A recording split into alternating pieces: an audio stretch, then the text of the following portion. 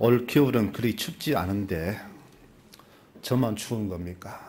저의 체감 온도는 많이 내려갔습니다. 아마 저뿐 아니라 모든 국민들, 우리 주민들 모두가 다 저와 똑같이 추위를 느낄 겁니다. 몸은 안 추운데 마음이 너무 추운 시대, 계절을 우리는 지나고 있습니다.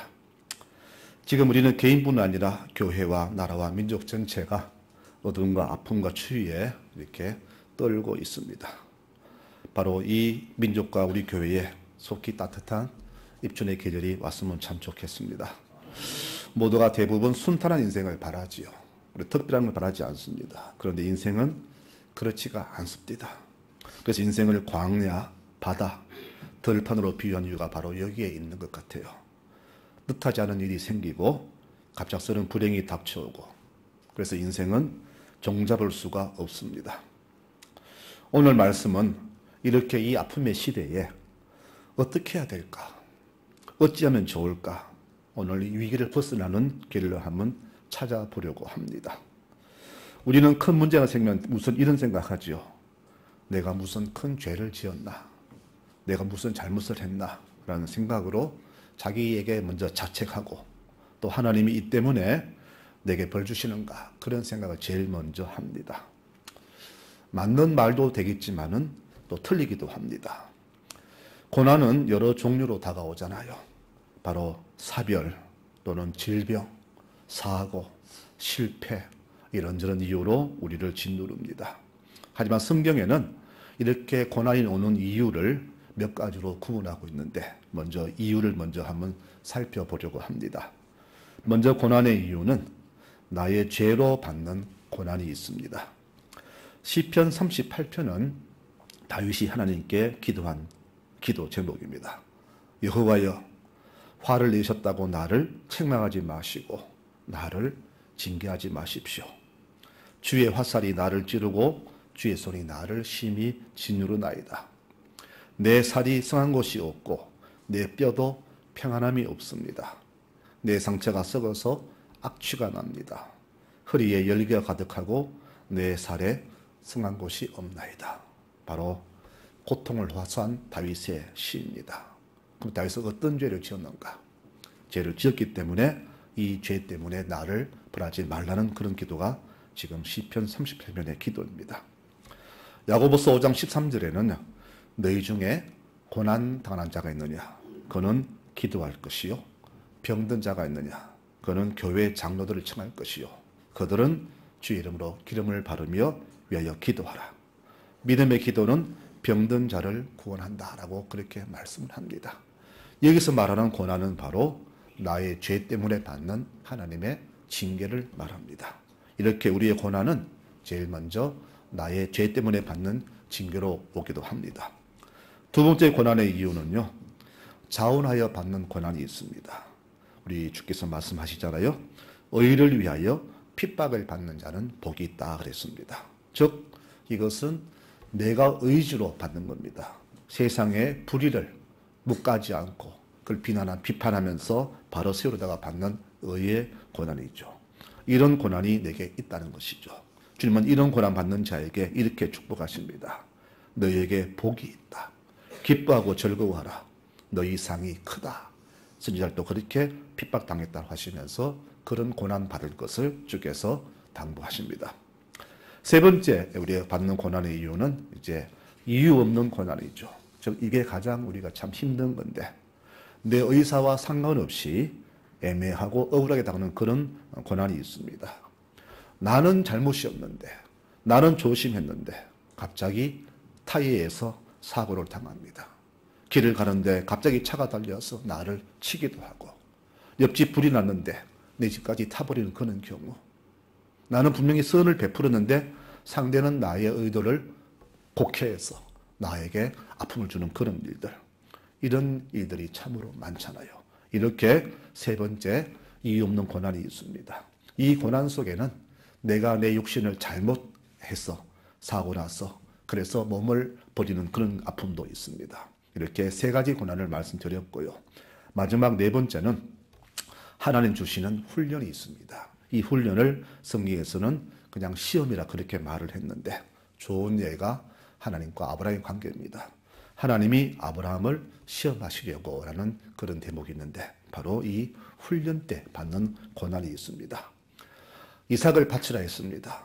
어느 아버지가 100세 얻은 아들을 쉽게 목숨 끊을 수 있겠습니까? 너무나 큰 시험이죠. 그와 더불어서 다윗이 겪은 13년간의 도망자 신세, 그리고 요셉의 억울한 옥살이와 종살이, 야곱이 겪은 20년의 고통, 40년 넘는 고통을 겪은 요업의 그 모든 고난들 다 주께 주시는 훈련 과정입니다. 우리가 그것을 훈련 줄 알고 겪으면 희망이 있고 소망이 있는데 그것을 모르고 겪으니까 얼마나 힘이 들었을까요? 하지만 이 믿음의 식구들은 다 견디고 이겨내고 믿음으로써 통과했습니다. 이렇게 성령은 우리 당하는 고난을 크게 네 가지로 구분을 했습니다. 고난의 이유와 과정은 다 각기 다르게 다가오지만은 지금 우리가 서 있는 이 자리가 바로 이 고난의 자리가 아닌가 그렇게 생각을 해봅니다. 그래서 오늘 이야기는 이런 고난 속에서 우리 성도들은 어떻게 해야 할까? 오늘 그 이야기입니다. 그래서 오늘 주님께 한번 여쭙고 싶습니다. 주님, 어떻게 하면 좋겠습니까? 이렇게 주께 물었습니다. 주님 응답하시네요. 15절에 말씀합니다. 환난을 당했느냐? 그렇다면 나를 불러라. 여러분, 주를 불러댑니다. 내가 너를 건지겠다. 건져주신다고 약속하셨습니다. 그리고 너의 그 고난 때문에 네가 나를 영원하게 하겠다라고 이렇게 응답하셨습니다.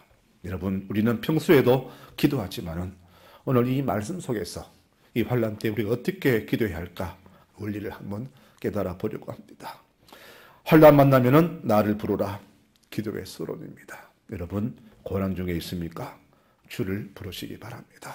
아버지여, 주여, 하나님 부르시기 바랍니다. 제일 먼저 주를 찾기 바랍니다. 성령은 환난 때에 다른 방법 다 찾아보고 안 될 때 부르라 하지 않고 제일 먼저 주를 찾으라고 했습니다. 주를 부르라고 했습니다. 다른 인간적인 법 찾다가 안 되니까 주를 찾는 것, 그것은 믿음이 아닙니다. 성도 여러분, 고난 받고 있습니까? 고난 중에 있습니까? 힘드십니까? 지금 주를 부르시기 바랍니다. 내 아버지여, 만군의 여호와여, 내가 고난 중에 있습니다. 이것만 알으시기 바랍니다. 어떻게 하십니까? 두 번째는 응답입니다. 내가 너를 건지겠다라고 하셨습니다. 이것은 기도의 본론이 되겠죠. 제일 먼저 주를 찾으면 하나님은 우리를 건져 주시겠다고 약속하십니다. 나는 그저 고난 때에 주를 부르면 됩니다. 주님은 우리의 부르짐에 응답하신다고 성령은 분명히 말씀합니다. 성도 여러분, 고난의 때에 다른 데 힘을 빼지 마시고 오직 하나님만 부르시고 의지하시기 바랍니다. 환난 날에 내가 너를 건지겠다라고 분명히 약속하셨습니다. 인간적인 방법을 다 내려놓고 최우선으로 주를 찾을 때 하나님의 방법으로 놀라운 능력으로 우리에게 피할 길과 좋은 방법을 열어주신다는 것을 믿으시기를 바랍니다. 내가 찾고 구하는 것보다 하나님께 구하는 것이 환난 중에는 가장 좋은 방법임을 믿으시기를 바랍니다. 그래서 주께서는 주를 찾는 자에게 이렇게 응답으로 건져주신다고 약속을 하셨습니다. 이렇게 기도에 서론과 본론이 있듯이 기도에는 결론도 있습니다. 우리가 생각하는 결론은 무엇입니까? 당장 급한 내 불이 꺼지기를 바라는 것이죠. 주님, 이런 돈 문제가 있는데 도와주셔야 됩니다.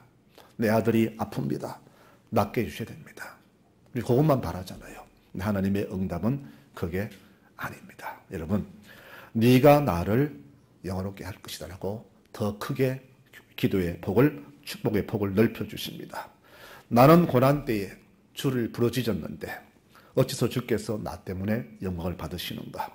여러분, 나의 고난을 통해서 나는 하나님을 불렀고 하나님을 의지했고 주께서는 우리의 기도에 응답하심으로써 하나님이 살아계신 분이요 성도의 기도에 반드시 응답하신 분을 모두에게 보여주기 때문에 하나님께서 우리의 환난 때문에 영광 받으신다. 그런 이야기가 되는 겁니다. 죽은 나사로 4일 만에 살아났습니다. 온몸이 붕대로 감겼고 시체는 썩었는데 그가 살아났습니다. 동굴을 열고 걸어 나왔습니다. 많은 사람들이 그를 부르고 몰려들었다가 살아난 나사로를 보고 예수를 믿었다. 그렇게 요한복음 12장을 기록하는데요. 이 끝에 이렇게 말합니다. 나사로 때문에 예수님을 믿었다라고 기록을 했습니다.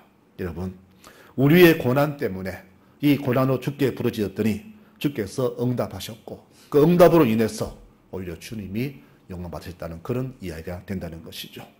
우리가 이렇게 환난 때에 하나님 찾고 또 하나님은 도와주시면은 그 결과는 바로 우리의 문제도 해결이 되지만 이 때문에 하나님이 영광을 받으시게 되는 것임을 여러분들 믿으시길 바랍니다. 그래서 성도에게 아픔과 고난은 이것은 고통이 아닙니다. 저주가 아닙니다. 결국은 내게 기쁨이 되고 하나님이 나를 도와주시는 그런 분임을 깨닫게 되고 더불어 나가서 하나님께 영광이 되는 것입니다. 그러므로 삶의 고난 속에 있는 분들은 다른 어떤 방법 구하지 마시고 오직 하나님께 기도하시기만 바랍니다. 주여, 내가 이런 아픔에 있습니다. 나를 도와주십시오. 밤을 새우고 새벽을 깨우고 시시때때로 주께 무릎을 꿇기 바랍니다. 기도만이 내 문제의 해결책이요 하나님 영광 받으시는 그런 아름다운 우리의 성도의 고백이 됩니다. 시편 46편 1절에 말합니다.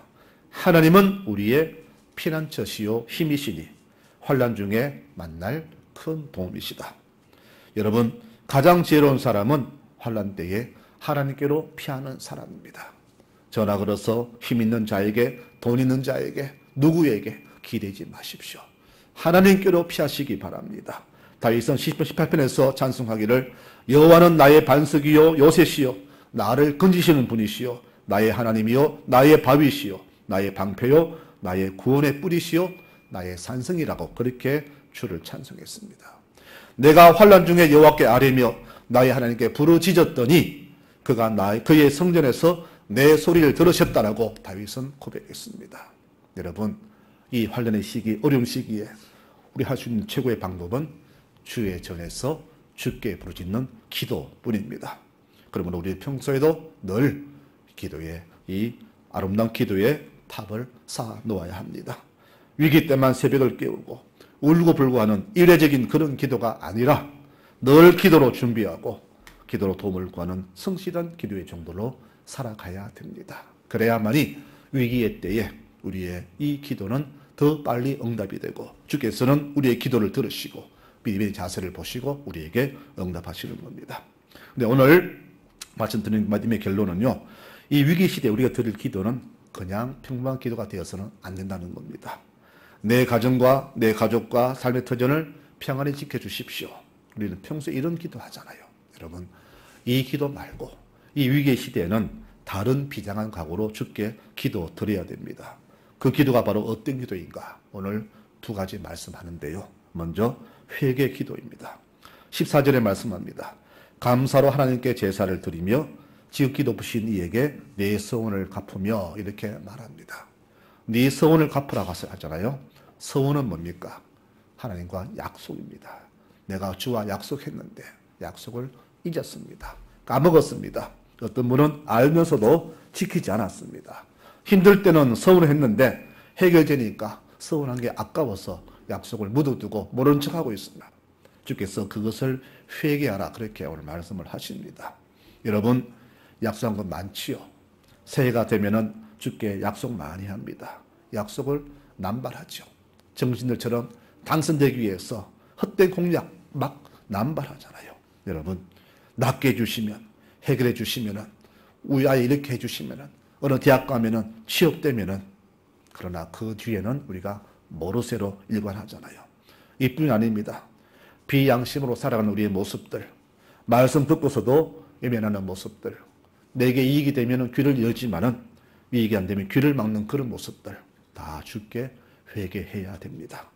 여러분, 회개는요, 내가 큰 죄를 지어서 회개가 아니라 이런 사소하지만 매우 중요한 것에 우리에 대한 우리 회개가 반드시 있어야 됩니다. 욥은요, 아들들이 생일 때마다 자기 열 형제가 다 모여서 매식 생일 때마다 파티했다고 합니다. 7남 3녀니까 얼마나 많았겠어요. 게다가 그 자손들까지 다 모이면 아마 일개 중대병력이 되었을 겁니다. 그런데 이 파티가 끝나면은 아버지가 꼭 자녀 수대로 그들을 위해서 하나님께 제사를 드렸다고 합니다. 왜? 혹시 이들이 그 파티 때 술이 취해서 취중이라도 혹시 죄를 지었을까, 범죄했을까라는 그 때문에 그 자녀를 위해서, 10명을 위해서 일일이 제사 드리면서 주께 빌었다고 했습니다. 늘 그렇게 욥은 살았습니다. 내가 지은 죄가 아니지만은 혹시 내 자녀들이 혹시나 일부러라도 모르고라도 죄를 지을까, 그게 두려워서 그들 위해서 이렇게 예배드렸다, 그렇게 성경은 기록합니다. 여러분, 살인죄, 절도죄, 강도죄 다 죄의 경도는 다르겠지만은 다 주 앞에서는 죽을 죄악들입니다. 그런데 우리는 이런 드러난 행위적인 죄만 회개하는데 사실은 이런 죄보다 보이지 않는 아주 양심으로 짓는 참 인간이 해서는 안 될 그런 이런 죄들이 더 많잖아요. 이런 죄를 주 앞에 내어드리면서 회개하라, 오늘 이렇게 말씀하는 겁니다. 바로 이 회개의 기도가 우리 환난을 이기는 그런 기도의 능력이 된다는 것을 기억하시길 바랍니다. 두 번째 드릴 우리 기도는요, 이제 감사 기도입니다. 감사로 제사를 드리며, 이 말씀은 우리가 어느 순간부터 하나님의 은혜를 잊었다는 이야기입니다. 참 제가 이 동네에 살다 보니까요, 6년, 7년째인데 참 죄송한 얘기지만 우리 믿는 사람보다 안 믿는 이웃들이 더 참 감사한 분들이 많아요. 우리 이웃들 보시면은요, 참 저하고 아무 상관이 없잖아요. 그분들은 교회 안 다니는 분들인데 그래도 목사님 저를 위해서 얼마나 사랑 베풀어 주시는지 날마다 감사하시는 분들도 많이 봅니다. 우리가요, 어느 순간부터 주의 은혜를 당연히 여기고 감사를 잊고 살 때가 너무나 많았잖아요. 10명이 나음받았는데 가서 기뻐하며 돌아와서 감사한 사람은 사마리아 사람 1명뿐입니다. 9명의 유대인, 9명의 교인은, 교인 9명은 감사를 모르는데 당연히 여겼는데 믿지 않는 한 사람이 찾아와서 주께 감사한 것을 볼 때 오늘날 우리 믿는 자들의 감사 없음이 얼마나 큰 문제가 되는지 모릅니다. 그래서 오늘 드릴 기도는 환난 때 주께 감사한 겁니다. 하나님, 지금까지 내 삶을 이렇게 지켜주셨네요. 뜻하지 않은 고통이 왔네요. 하지만 은혜를 감사드립니다. 지키신 은혜 감사드리고 이 고난도 주께서 저를 생각하신다면 이것을 이기게 할 줄 믿습니다. 이런 감사를 드리라, 그런 이야기입니다. 오늘 22절 말씀하잖아요. 하나님을 잊어버린 너희여, 이제 이를 생각하라. 그렇지 않으면 내가 너희를 찢으리니 건질 자가 없으리라. 감사로 제사를 드리는 자가 나를 영화롭게 하나니 그 행위를 옳게 하는 자에게 내가 하나님의 구원을 보이리라. 이렇게 감사의 기도에 응답이 있다는 것을 말씀합니다. 여러분, 욥은요, 이유 없는 환난 때에도 오직 감사만 드렸습니다. 그는 지은 죄가 없는 사람이에요. 오직 하나님 앞에서 바로 선 사람인데 그분은 이유 없는 고난 받았잖아요. 하지만 그는 그 고난 때에도 하나님께 원망보다는 감사로 주께 기도드립니다. 주신 분도 여호와시고 거두가신 분도 여호와시니 하나님 전성을 받으십시오. 이 얼마나 멋진 믿음입니까? 환난 중에도 감사를 잊지 않았고 하나님과 누구를 정죄하거나 원망하지도 않았습니다. 성도 여러분, 지금까지 내 삶이 순탄하고 형통했죠. 우리는 이것을 은혜라고 생각하고 복으로 여겼습니다. 그렇다면 환난과 실패도 아픔도 은혜로 받아들이시기 바랍니다. 이 고난의 때에, 아픔의 때에 내가 받은 은혜 감사하면서 기뻐하시기를 바랍니다. 로마서 8장 17절에 말씀하기를 우리는 하나님의 상속자, 주님과 함께한 상속자다. 그러므로 우리가 그와 함께 영광을 받기 위하여 고난도 함께 받아야 한다라고 분명히 말씀을 합니다. 내가 받을 영광은 축복도 형통도 은혜겠지만은 그와 반대인 고난과 아픔도 축복임을 우리가 생각하면서 기쁘게 받아들이라는 그런 이야기입니다. 여러분, 환난은 고통이지만 대신 하나님을 영원롭게 합니다. 더불어 내가 잊고 있었던 그 감사를 환난 때 다시금 기억나게 하고 잊고 있었던 은혜를 다시금 회복해 하는 귀한 은혜 중의 은혜임을 모두가 기억했으면 참 좋겠습니다. 믿음의 승자들 모두 다 환난과 고난 속에서 자신을 되찾은 사람들입니다. 환난을 겪지 않고서 편안한 상태에서, 부족하지 않은 상태에서, 온실 속의 상태에서 믿음의 거장은 결코 태어나지 않습니다. 환난 때 이기는 사람도 대단하지만은 환난 때 감사로 영광 돌리는 사람은 더 대단한 성도임을 저는 믿습니다. 여러분, 환난 중에요 많은 결과가 있잖아요. 환난 때 죽는 분도 있고 또 믿음을 배신한 사람도 있고 또 반대로 믿음으로 통과한 사람도 있습니다. 사도 바울은 고백하기를 고난이 내게 유익이다. 이 때문에 내가 주의 귀한 은혜를 배우게 되었다라고 그렇게 고백했습니다. 우리가 나무를 보면은 잎이 떨어지는 활엽수가 참 많습니다. 여름에 하늘만 반짝이는 그 거창한 나무들. 그러나 이 나무들은 보기에는 좋지만 대신 큰 제목으로는 쓸 수가 없습니다. 그러나 겨울에도 이겨낸 싱싱한 그 나무들만이 큰 제목으로 쓰이잖아요. 이처럼 환난 앞에서도 굴하지 않고 오히려 감사하며 영광 돌리는 신앙인만이 하나님 나라의 제목으로 쓰임받음을 여러분들 믿으시기를 바랍니다. 지금 우리나라와 백성이나 내 가정이나 개인은 모두가 다 환난 중에 있습니다. 온 나라가 지금 어둠 속에 있습니다.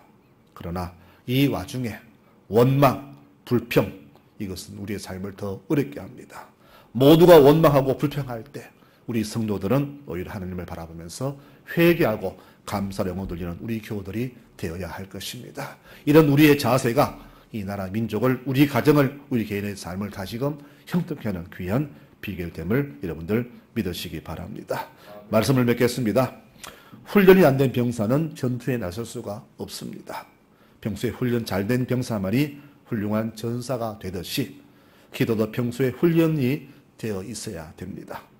아프다고, 가정에 문제가 생겼다고, 자녀들에게 문제가 생겼다고 갑작스레 새벽을 깨우고 잠깐 기도하다가 지나가면 즉시 멈추는 이런 형태의 신앙으로는 앞으로 더 큰 환난 왔을 때 우리는 절대 극복하지 못할 것입니다.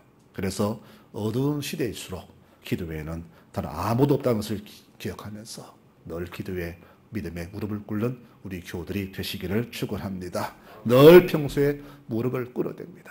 저는 성경 속에서 욥을 참 위대하게 보는 것이, 욥은요 40년 이상을 그 고통을 받았습니다.